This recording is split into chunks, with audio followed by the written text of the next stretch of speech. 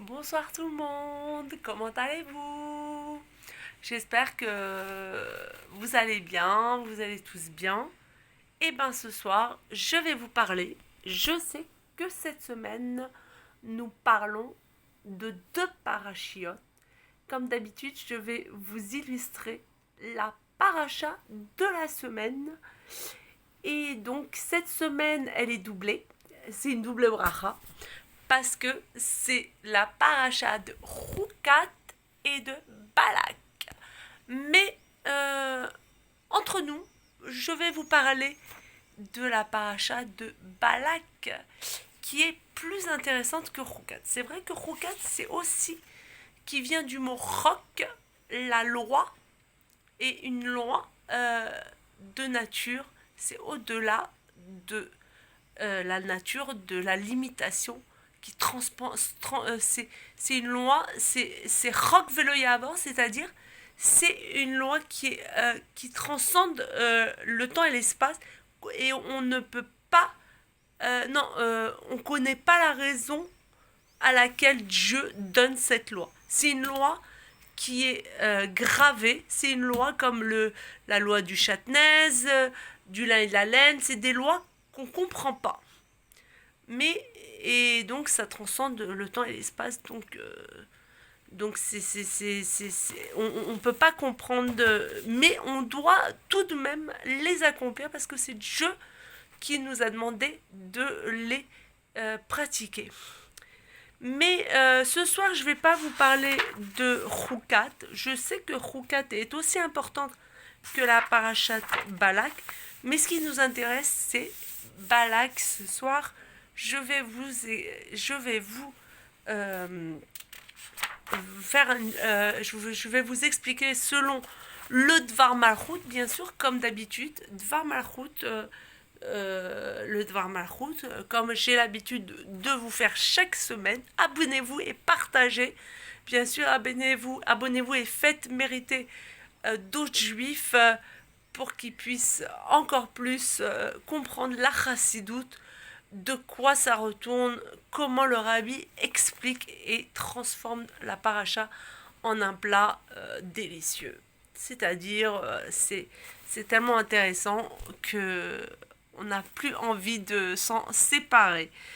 Donc voilà, ce soir, je vais vous parler de la paracha de Balak. Désolée, mais bon, la prochaine fois, on parlera d'autre chose si je veux.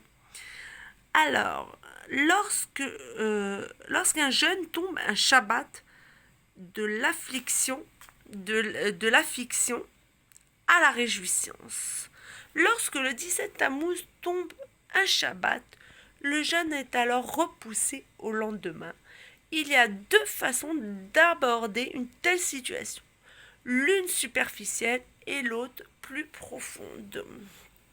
Désolée, je m'arrange en même temps. Excusez-moi. A priori, il semble que le Shabbat n'ait pas d'influence sur le jeûne en lui-même. En effet, affliction liée au jeûne reste d'actualité, sauf que celle-ci ne pouvant être exprimée le Shabbat, le jeûne est repoussé au lendemain. Cependant, si l'on considère les choses d'un point de vue plus profond, le fait que le jeûne soit repoussé par le Shabbat constitue à la fois une allusion et une ouverture à l'annulation totale du jeûne. On trouve en effet dans le Talmud l'opinion de Rabbi concernant le jeûne du 9 Av qui tombe un Shabbat, puisqu'il est repoussé du Shabbat, qu'il soit repoussé totalement. Si tel est le cas pour le 9 Av, à plus forte raison, peut-on dire cela pour le 17 Tammuz, qui est un jeûne moins rigoureux. Ceci, je pense que cette semaine, ce ne sera pas le cas. À première vue, le rabbi parle de la parachat Balak quand à l'époque elle était tombée au niveau du 17 Tammuz. Mais dans ce cas précis, cette année-là, Tafshin P, ça va pas être le cas. Mais bon, comme il en parle, je dois le divulguer. On trouve en effet dans le Talmud l'opinion du rabbi concernant le jeûne du 9 Av qui tombe un Shabbat puisqu'il est repoussé. Il est repoussé du Shabbat, qu'il soit repoussé totalement. Si tel est le cas pour le 9 Av, à plus forte raison, peut-on dire cela pour le 17 Tammuz, qui est un jeûne moins rigoureux. Ceci est en effet l'une des caractéristiques de l'ère messianique. Comme le statut Maïmonide, tous ces jeûnes seront annulés au temps de Mashiach. Non seulement cela, mais ils seront dans l'avenir des jours de fête, de joie et d'allégresse. Rambam, fin des lois sur les jeûnes. D'après cela, il est possible d'avancer que lorsque le jeûne est repoussé et remplacé par la joie et le plaisir liés au Shabbat, cela constitue un avant-goût de ce qui prévaudra lors de l'ère messianique. Cette transformation s'explique par le fait qu'un jour de jeûne contient en lui-même deux aspects, l'un positif et l'autre négatif. Superficiellement, il s'agit d'un sujet négatif, un jour d'infliction, mais profondément, il s'agit d'un sujet bénéfique, comme l'exprime le verset « Un jour agréé de Dieu », et Ratson, un moment propice. Ainsi en est-il du 17 Tammuz qui superficiellement est marqué par le début de la destruction de Jérusalem et de l'exil. Cependant, nous savons en même temps que la descente en exil a pour unique but la montée qui s'ensuivra. Or, la finalité d'une chose exprime son essence profonde. Il en ressort que l'essence de ce jour est d'être une préparation à la rédemption. C'est d'ailleurs ce à quoi la date de ce jour fait allusion, car 17 est la valeur numérique de Tov, bon. Cela corrobore le commentaire que le Talmud donne sur la prophétie. Le 4e jeûne sera pour la maison de Yehuda, joie et allégresse. Comment peut-on appeler ces jours simultanément jeûne et joie et allégresse? La réponse est qu'en temps d'exil, quand il n'y a pas de paix, on ne perçoit que l'aspect superficiel de ce jour. L'affliction, cependant, lorsque viendra la délivrance, l'essence véritable de ce jour, la joie et l'allégresse, deviendra perceptible. Ainsi, quand un jeune tombe le Shabbat, c'est son essence positive et joyeuse qui se révèle, car le Shabbat est un jour propice, lié avec la délivrance messianique, comme dit le Talmud, cantique du Shabbat, cantique pour les temps futurs, au jour qui sera entièrement Shabbat, et repos pour la vie éternelle. Fin du traité Tamid. Je continue. Est-ce que ça vous intéresse? J'espère que mes vidéos vous intéressent. Il faut les partager et il faut cliquer sur le petit bouton en bas, s'abonner. Parce que ça fait que commencer. La Géoula vient de elle a déjà débuté depuis que le rabbi est devenu rabbi. Et quand il a mis le pied en Amérique, l'autre extrémité du monde. Et donc, comme il dit le rabbi a dit c'est la Géoula, il n'y a rien à comprendre, c'est la Géoula. Donc, on est dans les temps et on est vraiment à la fin des temps, c'est vraiment Ikvata, le talon, on est vraiment à l'extrémité, c'est-à-dire on est sur le point d'accueillir le Mashiach en chair et en os. On continue. Le repas du Shabbat, un avant-goût du festin que Dieu donnera lors de la délivrance. Cette qualité particulière s'exprime principalement dans le repas du Shabbat, car à l'opposé de l'idée de jeûne, c'est un devoir de consommer des mets de qualité le jour du Shabbat. Selon les mots du Shulchan Aruch, de grands poissons, de la viande et du vin. Orach Chaim, chapitre 242. Je dirais même que pour exclure toute idée d'affliction, le Shabbat, il convient d'abonder en nourriture et en boisson lorsqu'un jeûne tombe le Shabbat. Encore plus qu'un Shabbat habituel.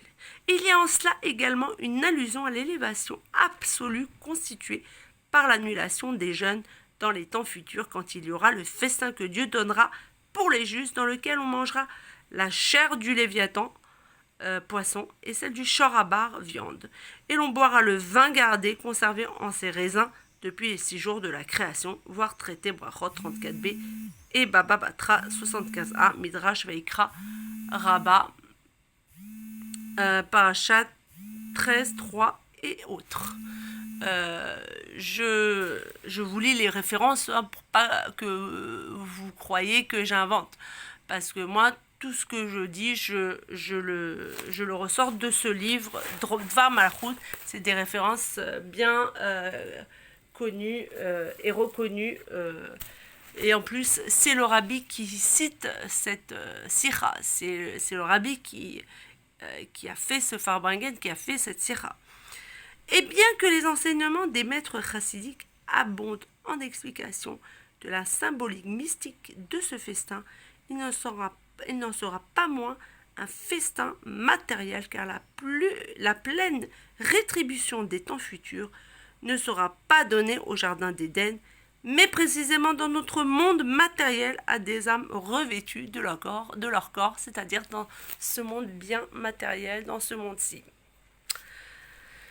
Et bien grossier. C'est pour ça que nous, on a le devoir de tout raffiner, Et cela inclut aussi, en plus des 3 repas de Shabbat, celui du Melavé Malka qui suit immédiatement le jour du Shabbat. Il convient donc d'y abonder également en nourriture, plus que les autres samedis soirs, car ce repas est appelé Seudat de David Malka Meshicha, le repas de David, le roi Mashiach, Sidour du Harizal. Et souligne donc le rapport à l'ère messianique, lors de laquelle les jeûnes seront annulés et deviendront des jours de fête. Ah, vraiment, cette paracha, c'est un jour de fête. C'est vraiment la lumière dans l'obscurité. Et ce Dvar Malchut nous illumine et nous éclaire. Et vraiment, il apporte la lumière dans le monde. Il éclaire le monde. C'est la lumière de Mashiach avec tous ces Dvar Malchut et toutes ces sirotes qui nous imprègnent. Ça nous donne envie d'aller plus haut et plus loin. Allusion à la délivrance dans les parachiotes de Balak et de Pinchas. Le lien de ce Shabbat avec la délivrance future est également exprimé dans la paracha de la semaine Balak. En effet, c'est dans cette paracha que la venue du Mashiach est clairement annoncée, comme le statut Maïmonide, le roi Mashiach, la Torah a témoigné à son sujet dans la paracha de Bilam, qui figure dans la paracha de Balak. Rambam, loi des rois, chapitre 11. Dans cette loi, Maïmonide cite les versets qui font une référence précise au Mashiach. Exact. Quand Bilam veut maudire le peuple d'Israël, Hachem lui rétorque « Mais tu ne peux pas les maudire puisqu'il c'est un peuple béni. » Alors Balaam lui répond « Mais alors laisse-moi le bénir !» Mais Hachem lui dit non, tu ne peux pas non plus le bénir. Ils n'ont pas besoin de ta bénédiction car ils sont déjà bénis. Ils sont déjà pleins de brachot. Ils renferment des trésors que tu ne peux pas comprendre. C'est une bracha en soi. C'est un peuple béni. On peut en outre, alors je continue dans les mots du Dvar Malchut de l'édit royal. On peut en outre avancer que le fait que la Torah mentionne le Mashiach dans la paracha de Bilam, dont le sujet est la transformation de la malédiction de Bilam en bénédiction par Dieu, constitue une allusion à la transformation des jeunes en jours de réjouissance dans les temps futurs.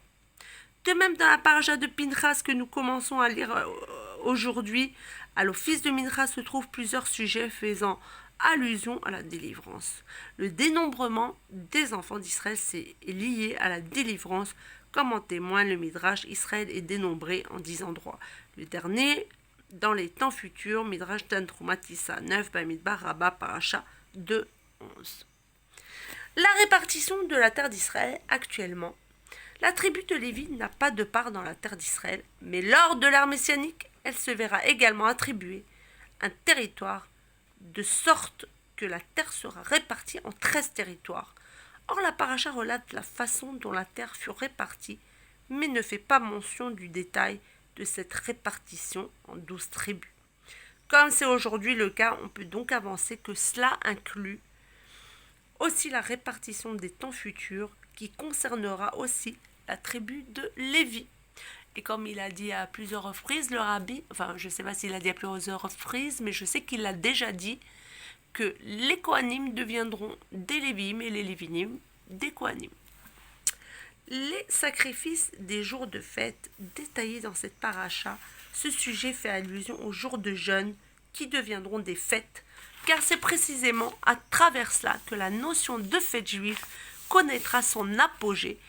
Il est en effet annoncer que les fêtes que nous connaissons actuellement seront insignifiantes face à la révélation divine qui prévaudra dans les temps messianiques, à plus forte raison face aux nouvelles fêtes qui apparaîtront alors, et ces fêtes issues des jeûnes surpassent même la fête de Pourim, dont il est pourtant dit que son éclat subsistera dans les temps futurs.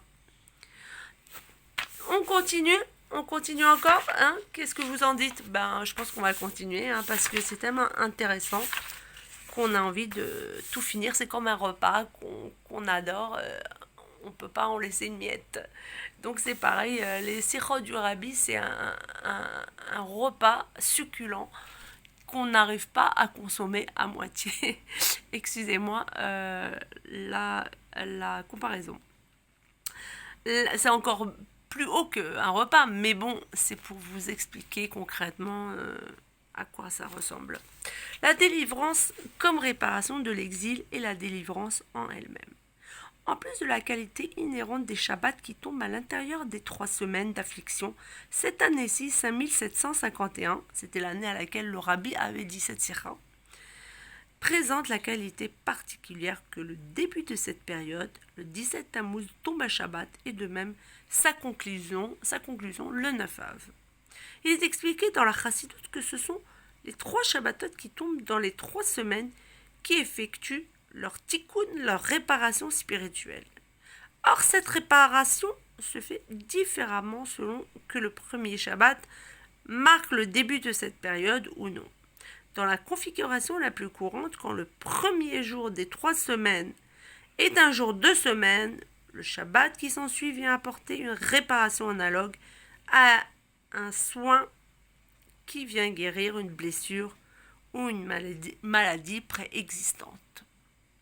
Dans ce cas, l'accent est mis sur l'aspect négatif des 3 semaines, celui qu'il faut réparer. En revanche, lorsque le Shabbat intervient dès le début des 3 semaines, l'accent est d'emblée mis sur le côté positif de cette période, sa nature profonde qui est d'être une préparation à la délivrance lors de laquelle elle se transformera en période de joie et d'allégresse. Alors vraiment, je suis impatiente que ce temps arrive parce que vraiment on est au bout du rouleau, on est tous affectés par cette nouvelle maladie, on aimerait tellement que ça y est, Mashiach se dévoile et qu'enfin il se dévoile et qu'on puisse enfin vivre la vraie Géoula. Ce sujet apparaît lui aussi dans la paracha de Balak dans laquelle nous nous trouvons actuellement. Il est connu que les fêtes qui jalonnent l'année juive ont toujours une relation avec les parachiotes des semaines dans lesquelles elles tombent. Or, la plupart du temps, les parachiotes des 3 semaines sont Matot, Massé et Dvarim. Et lorsque Matot et Massé sont jointes le premier Shabbat, alors est celui de la paracha Pinchas. Et la paracha qui précède, Balak, ne tombe jamais à l'intérieur des 3 semaines, mais seulement de rares fois. Le premier jour de cette période, le 17 Tammuz, dont le jeûne est alors repoussé au lendemain, comme nous l'avons vu. La raison profonde à cela est que bien que les 2 parachutes Balak et Pinchas fassent référence à la délivrance, il y a une différence entre elles. La délivrance qui apparaît dans Pinchas, lu au sein même des 3 semaines, intervient comme une réparation et une guérison à l'exil qui s'exprime ces jours-là. Par contre, la délivrance qui apparaît dans la paracha de Balak, qui étant plus élevée que les jours d'affliction des 3 semaines, les précèdent, ne souligne pas la réparation et la sortie de l'exil, mais fait référence à la délivrance messianique dans sa plénitude, comme sujet en soi auquel il conviendrait d'aspirer quand bien même il n'y aurait aucun exil. Tellement magnifique qu'on ne comprend pas tous les mots, mais on sait que c'est très haut. Moi-même, je vous lis, et il y a des fois où je bute, mais je sais que c'est la Géoula. Le Rabbi nous éclaire, nous illumine de sa lumière, et que toutes les parachutes dans lesquelles nous entrons est un avancement dans les temps messianiques et qui nous renforce progressivement et nous rapproche aussi de la Géoula Amitit Vashlema. Cela s'exprime dans les termes même de la référence à la rédemption qui apparaît dans notre paracha, contrairement à la paracha de Nitzavim où la délivrance est présentée comme la solution à l'exil. Alors l'Éternel, ton Dieu, reviendra avec les captifs. La paracha de Balak ne fait aucune mention de l'exil. Bien au contraire, il y est fait référence aux élévations que connaîtra le peuple d'Israël, qui s'élèvera de degré en degré jusqu'à atteindre celui de la rédemption. Ce peuple, il vit solitaire, il ne se confondra pas avec les nations. Voyez, ce peuple se lève comme une lionne, etc. Nombre 23, 9-24, etc. Jusqu'à la prophétie relative au Mashiach. Je le vois, mais ce n'est pas encore l'heure. Je le distingue, mais il n'est pas proche. Une étoile a jailli de Yaakov et un sceptre se dressera d'Israël. C'est l'allégorie que Bilam a prononcée quand il a vu le peuple d'Israël. Il voulait les bénir, mais Hachem lui a mis les plus belles bénédictions. Et moi je dis que c'est la plus grande des prophéties ça veut dire qu'un prophète goy a prononcé à l'encontre du peuple d'Israël. C'est celle qui nous amènera à la venue de Mashiach, Teref ou Miyad, Mamash. Je continue. Et ainsi, dans l'annonce de la délivrance qui figure dans cette paracha, la Torah fait aussi mention de la sortie d'Égypte. Dieu les a fait sortir d'Égypte. Idem 23-22. Comme il est écrit, comme au jour de ta sortie d'Égypte, je lui ferai voir des prodiges. Et Renou Niflaot, je lui ferai voir des prodiges. Hachem nous garantit qu'il ne nous laissera pas, il n'abandonnera pas son peuple. Il nous fera voir des prodiges aussi grands que la sortie d'Égypte. Donc il faut encore tenir bon, il faut s'accrocher. Et on lâche rien du tout. Ce qui signifie que la délivrance est présentée comme la suite et l'achèvement de la sortie d'Égypte, c'est-à-dire qu'elle aurait dû se faire même sans les exils successifs qui ont eu lieu entre-temps. Ceci corrobore l'enseignement qui est donné au sujet du verset « Voici les étapes au pluriel des enfants d'Israël depuis qu'ils furent sortis du pays d'Égypte. Depuis le début de la paracha Massé, il aurait a priori dû être écrit « Voici l'étape au singulier des enfants d'Israël ». Car la sortie d'Égypte en elle-même ne constitua qu'une seule étape, la première parmi celles que les enfants d'Israël firent dans le désert. La raison de cette formulation est que toutes les étapes, jusqu'à la toute dernière qui fait allusion à la délivrance messianique, sont en réalité la continuité directe de la sortie d'Égypte. Elles constituent les degrés successifs de l'élévation qui mène à la délivrance, qui sera le parachèvement de la sortie d'Égypte. Vous vous rendez compte, c'est magnifique. C'est magnifique ce qu'il est en train de nous dévoiler, le Rabbi. C'est une prophétie, mais c'est vraiment... c'est trop beau. C'est trop beau, c'est trop grand. Il faut être à la hauteur, mais pour ça, on y travaille. Hein. On y travaille, on y travaille. On essaie d'être à la hauteur. Chacun à son niveau, bien sûr, parce qu'on a toute une étincelle de Moshe Rabbeinu en nous, et donc on a toute une étincelle de Mashiach qui fait vibrer notre cœur et notre esprit à vouloir aller à s'élever et à progresser. L'accent sur le côté positif des 3 semaines dans les générations récentes. De même que le fait que le 17 Tammuz non Shabbat souligne le côté positif recélé en ce jour, comme nous l'avons expliqué plus haut.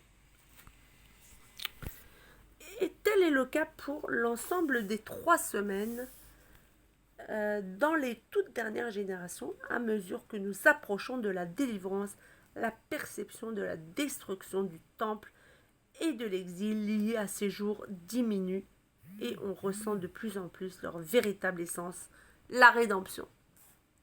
Cela est encore plus perceptible dans notre génération car elle est marquée par un chidouche, un élément nouveau. De tout temps, le mois de Tammuz fut évocateur de malheur dans notre génération. Ce mois a été marqué par la révélation d'un sujet de joie et de délivrance que fut la libération de mon beau-père Nassi, chef de notre génération, le 12 et 13 Tammuz que nous approchons, c'est-à-dire vendredi soir cette année-là, Tafshin P, et Motzei Shabbat. Cette libération constituait d'où le rabbi précédent a été délivré des prisons soviétiques. Et donc c'est une Géoula, en ça, et c'est un moment très propice pour le Ham Israël. Ce soir-là, il faut faire Farbangan, il faut fêter la Géoula, parce qu'il s'est pas seulement libéré lui-même, mais il a libéré le peuple d'Israël en entier et la Chassidoute. On va revoir l'explication tout de suite. Cette libération constitue une délivrance pour l'ensemble du peuple juif. Comme il l'écrivit lui-même dans sa célèbre lettre, ce n'est pas uniquement moi que Dieu a délivré le 12 Tammuz, mais tous ceux qui aiment cette sainte Torah, ceux qui observent les mitzvot et également toute personne à qui s'applique le nom d'Israël. En particulier quand on sait qu'à partir de cette libération commença l'étape finale de la diffusion des sources de la chassidoute à l'extérieur, où celle-ci atteint sa plénitude et qui constitue la toute dernière préparation à la délivrance. La raison de l'apparition de cet élément nouveau dans notre génération est que, d'après tous les signes donnés par nos sages, nous sommes actuellement au seuil de la venue du Mashiach, et ainsi, même quand arrive le temps de la commémoration de la destruction du temple et de l'exil, l'accent est mis sur le côté positif, le bien profond qui s'y trouve, la préparation à la délivrance, ce qu'on est en train de faire, bien sûr. Si ceci était valable à l'époque de la libération du rabbi précédent, aujourd'hui, après que nous ayons passé tellement de temps à parfaire notre travail en exil, il est sûr et certain, sans le moindre doute, que le temps de la délivrance est déjà arrivé. Et selon le langage de nos sages, toutes les échéances données pour la venue de Mashiach sont déjà révolues.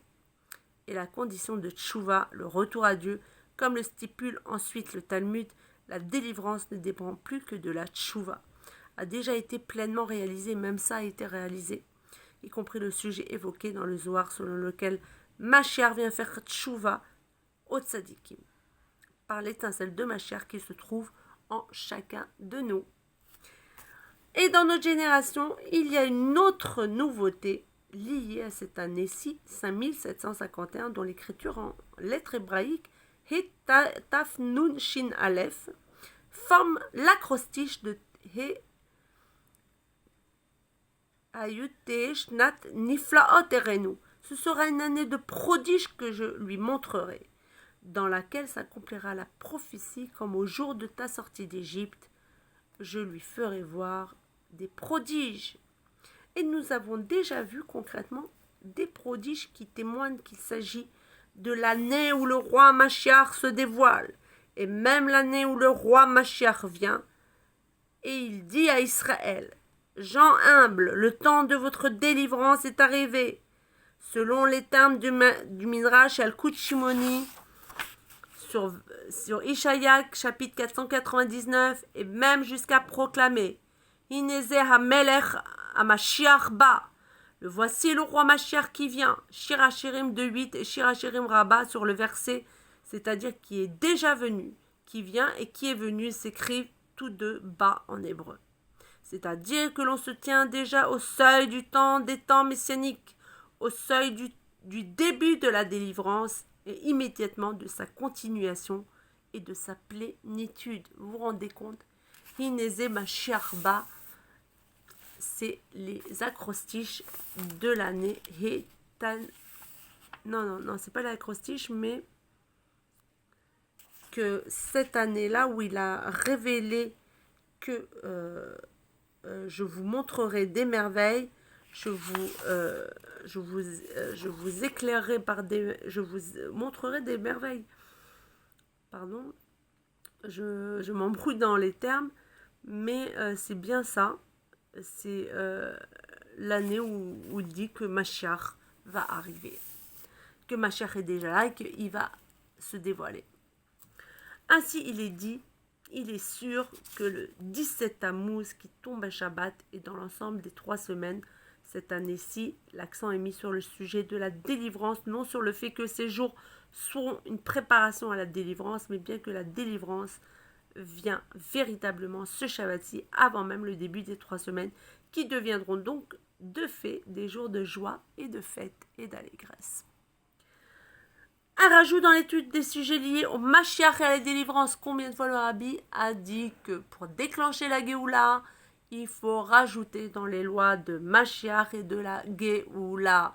Parce que c'est ce sujet-là, l'antiseptique de notre génération, c'est comme le médicament avant la plaie. C'est-à-dire, vaut mieux prévenir que guérir, vaut mieux d'abord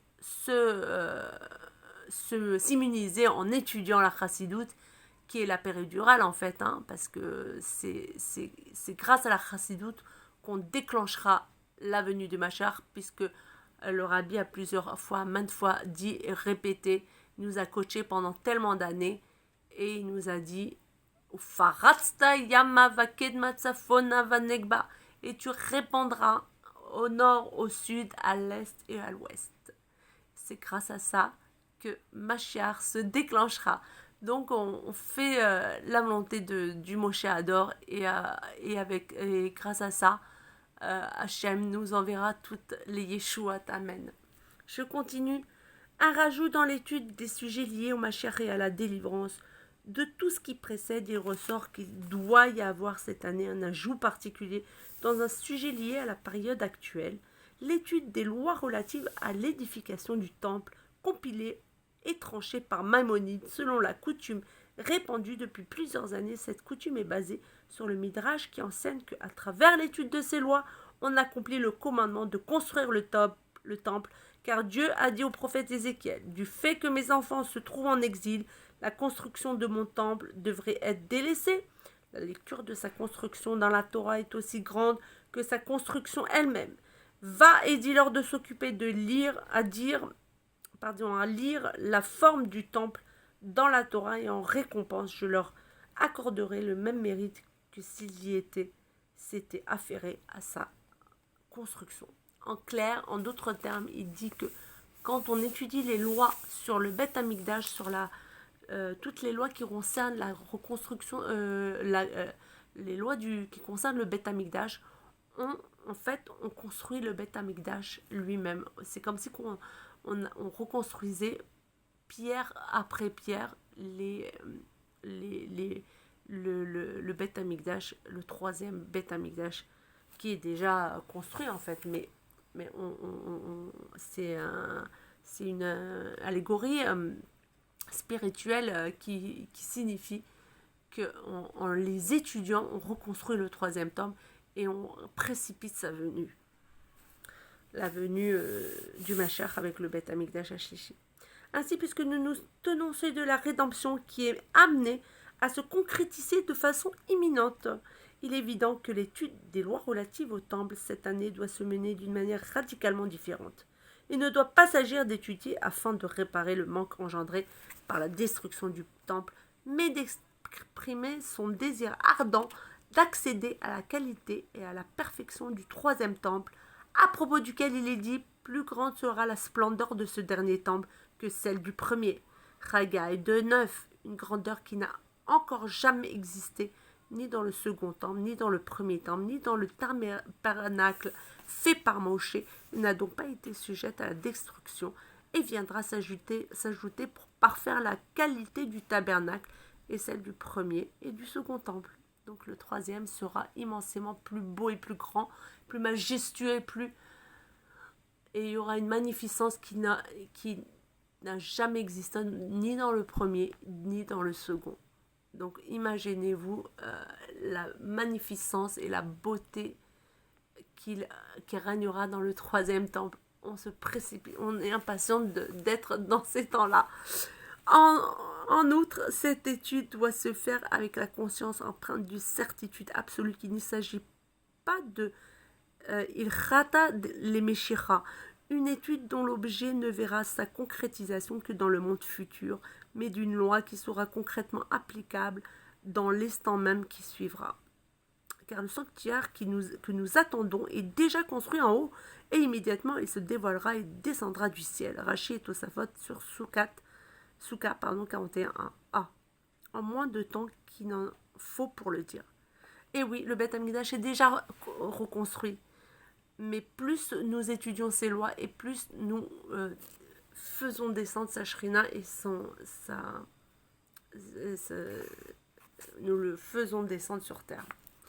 Ceci corrobore à ce qui a été dit récemment, Sira du 28 Nissan 5751 et autres, au sujet du rajout spécifiquement dans l'étude de la Torah, dans les sujets de la rédemption et du Mashiach, dont l'objectif n'est pas seulement d'accélérer et de rapprocher la venue du Mashiach et la délivrance, mais essentiellement de commencer à vivre avec les sujets de Mashiach et la délivrance, vivre avec le temps de l'ère messianique par le fait que l'esprit est rempli et pénétré de la compréhension de ces sujets tels qu'ils apparaissent dans la Torah.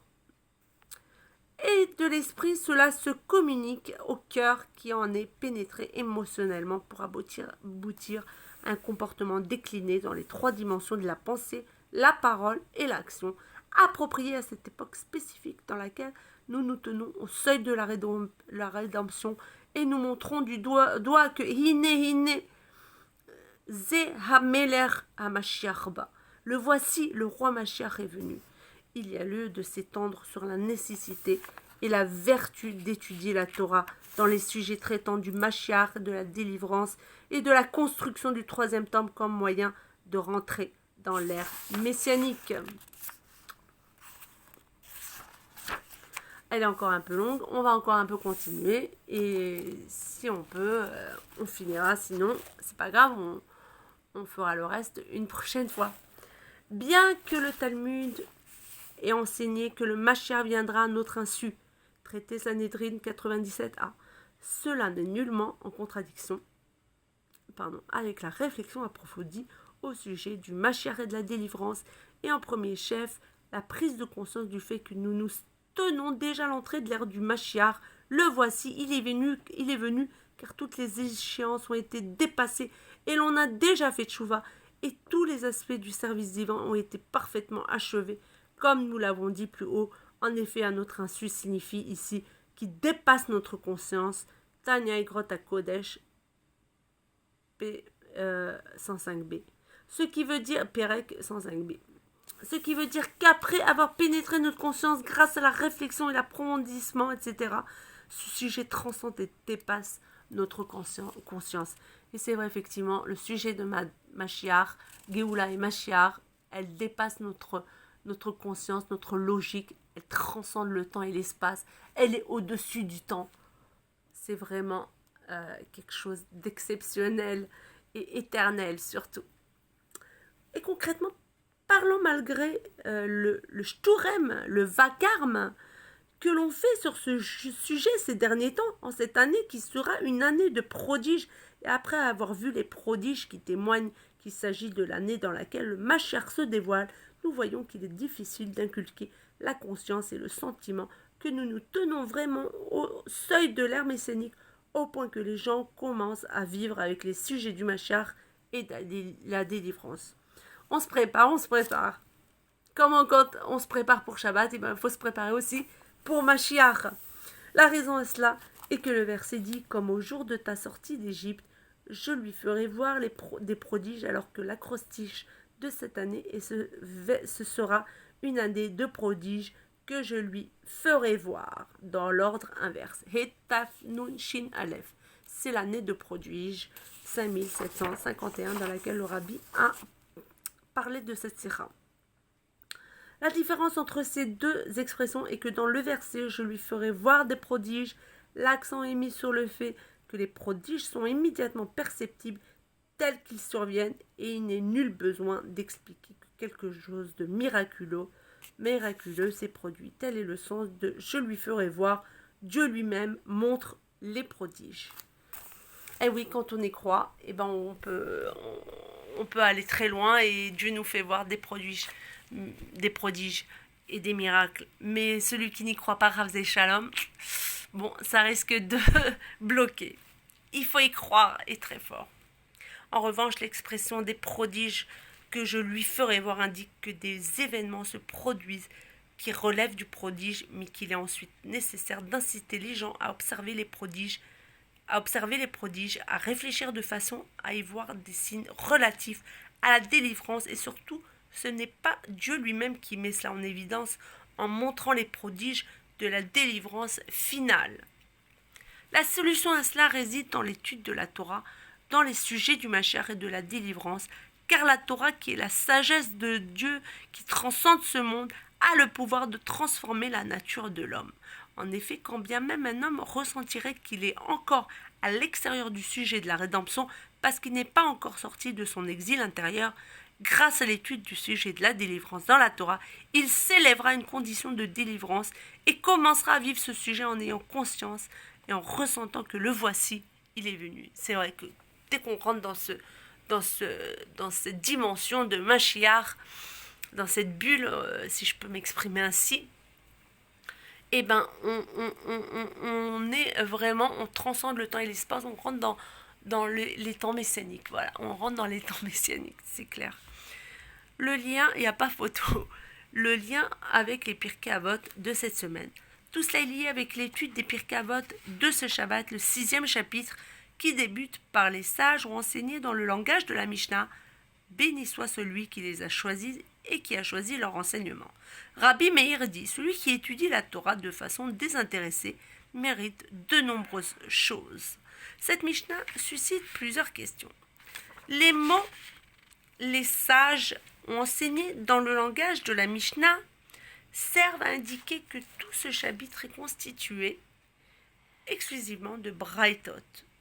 C'est quoi braïtot? C'est des enseignements de l'époque de la Mishnah qui n'ont pas été incorporés au recueil final de la Mishnah par Rabbi Yehuda le Prince, Rabbi Yehuda Anassi.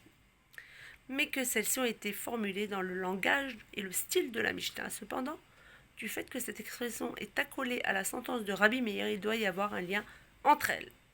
Et oui, tout est lié. Quel est le sens profond de l'association de Braïtot et des Mishnayot dans ce traité au point qu'elles sont enseignées dans le langage de la Mishnah? Rabbi Meir dit, celui qui étudie la Torah de façon désintéressée mérite de nombreuses choses. Suite à quoi il énumère de nombreuses choses qui sont méritées au regard de cette liste. L'introduction selon laquelle cette personne mérite de nombreuses choses semble a priori superflue. Une telle formulation est d'ailleurs contraire au principe de langage de la Mishnah qui est toujours le plus concis possible. D'abord, la Mishnah est très précise. Ils sont vraiment précis, mais là, c'est un peu flou et le Rabbi va nous expliquer quel est l'enseignement en lien avec la paracha, bien sûr. L'explication à tout cela est que les braïtot qui ont été enseignés en dehors de la maison d'études de Rabbi Yehuda Anassi, d'où leur nom, car extérieur se dit bar en araméen, et qui sont d'un niveau inférieur à celui des Mishnayot, font néanmoins partie intégrante de la Torah. Leur présence dans le traité Avot, qui débute par la mention du don de la Torah, et dans lequel il est précisé qu'elles ont été enseignées par les sages dans le langage de la Mishnah, souligne qu'elles ont la même importance que les Mishnayot. Or, d'un point de vue plus large, le terme braïtot, les enseignements extérieurs, désigne tous les enseignements qui sont développés avant l'ère messianique, au sujet desquels les sages ont dit la Torah que l'on étudie aujourd'hui est du vent comparé à la Torah du Mashiach. Midrash Kohelet, Rabbah 11.8. Ainsi, il ressort de ce qui précède que même les enseignements que l'on étudie aujourd'hui et qui sont considérés comme extérieurs sont formulés dans le langage de la Mishnah, c'est-à-dire comme les profondeurs de la Torah qui se dévoileront à l'époque du Mashiach, car la Torah tout entière est une. Et oui, comme Dieu est un, la Torah est une, et pas tunisienne. Non, je rigole. C'était une blague, une petite blague entre parenthèses, une petite parenthèse. D'après cela, on peut expliquer le lien avec l'enseignement de Rabbi Meir lorsque celui-ci évoque de nombreuses choses. Il ne fait pas référence à celles dont il dresse la liste juste après, car ce serait là une répétition inutile, mais à un sujet spécifique que mérite celui qui étudie la Torah de façon désintéressée. La véritable abondance, l'infini qui est dans la Torah, qui se révélera dans la nouvelle Torah qui sortira de moi, Midrash Vaikra Rabbah 13.3, de moi, c'est-à-dire de l'essence divine. Et oui, une nouvelle Torah sortira de moi, c'est de l'essence divine de Hachem. C'est également le lien avec ce qui est mentionné plus haut, à savoir qu'à travers l'étude des sujets relatifs à la délivrance, on s'élève jusqu'à pouvoir ressentir cette dernière, même celui qui se ressent comme extérieur, Braïta, c'est-à-dire qu'il est encore loin de la situation de l'ère du Mashiach, lors de laquelle se révélera l'essentiel des profondeurs de la Torah, méritera à travers son étude de la Torah de nombreuses choses, il s'élèvera de l'extérieur et pénétrera à l'intérieur, c'est-à-dire qu'il sera pénétré de Torah, y compris des sujets de la délivrance, et sera prêt pour la révélation de la nouvelle Torah qui sortira de moi. Donc voilà, j'espère que vous avez aimé et que vous allez faire partager et à vous abonner bien sûr en cliquant la petite cloche et partager, faites partager parce que c'est un élixir, vraiment c'est un élixir, un régal sans égal. Je vous en prie, je vous bénis et à très bientôt avec Mashiach Tzidkeinu, mamash. Coucou, au revoir, à très bientôt, à la prochaine semaine. Alors, on arrête on va laisser, on va arrêter là et on reprend le prochain cours si Dieu veut la semaine prochaine. Shabbat shalom et Mashiach now.